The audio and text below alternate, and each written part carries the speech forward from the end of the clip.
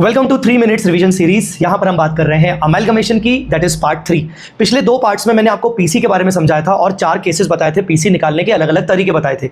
अब हम आगे बात करेंगे पीसी निकालने का एक और तरीका, मतलब कुछ और रिमेनिंग केसेस बचे हैं, जहां पर केस नंबर 5, यहां पर ये बहुत इंपॉर्टेंट केस है, जहां पर आपको PC exchange ratio as well as net asset method दोनों के कॉम्बिनेशन के हिसाब से निकालना पड़ता है। कैसे?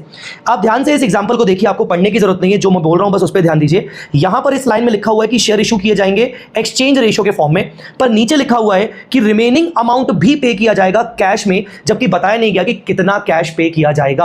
अगर ऐसी आपके सामने सिचुएशन आती है तो आप समझ जाना कि आपको जो पीसी निकालना है वो सबसे पहले नेट असेट वैल्यू के हिसाब से निकालना है, इवन दो वो आपको एक्सचेंज रेशियो दे रहा है, क्योंकि वो बोल रहा है रिमेनिंग पे करना है कैश में।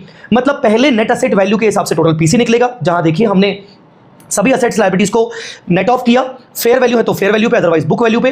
फिर टोटल पीसी हमारा 41 लाख आया, उसमें से हमने कहा कि भाई कुछ पीसी हम शेयर्स के फॉर्म में देंगे जो कि एक्सचेंज रेशियो के फॉर्म में होगा, और वहां हमने लगा दिया एक्सचेंज रेशियो, जिससे हमारा पीसी 32 लाख आ गया आउट ऑफ 41 लाख, और रिमेनिंग कैश आ गया 9 लाख रुपीस का कैश। तो ऐसी सिचुएशन कब होने वाली है? जब एक्सचेंज रेशियो दिया हो पर साथ साथ वो बोल रहा है कि remaining amount to be paid in cash. तो आपको नेट असेट वैल्यू निकालना है, फिर एक्सचेंज रेशियो के हिसाब से शेयर्स देने, और बचा हुआ आपको कैश पे करना है। That is a very very important method for calculating PC.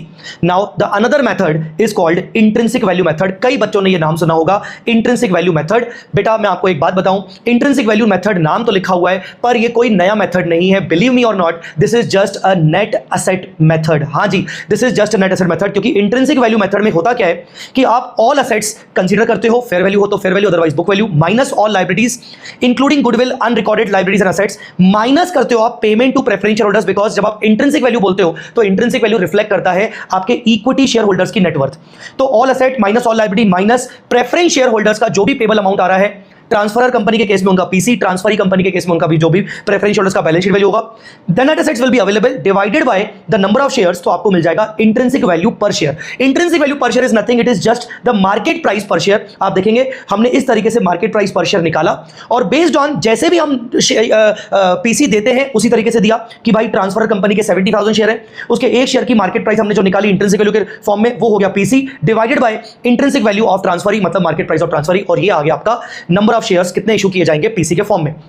तो intrinsic value method is nothing, it is just a net asset method. एक और बात मैं आपको बोलना चाहूंगा, इंट्रिंसिक वैल्यू मेथड में कई बार होता है कि आप पीसी इंट्रिंसिक वैल्यू के बेसिस पर देंगे, बट शेयर जब इशू करेंगे तो आप वो शेयर इशू करोगे फेस वैल्यू पे। तो आपको नंबर ऑफ शेयर्स निकालते वक्त इंट्रिंसिक वैल्यू के हिसाब से निकालना है, पर जब आप मल्टीप्लाई करोगे तो आपको फेस वैल्यू पे मल्टीप्लाई करना है। इस तरीके से आपको पीसी निकालना है। I hope you like this lecture. मिलते हैं अगले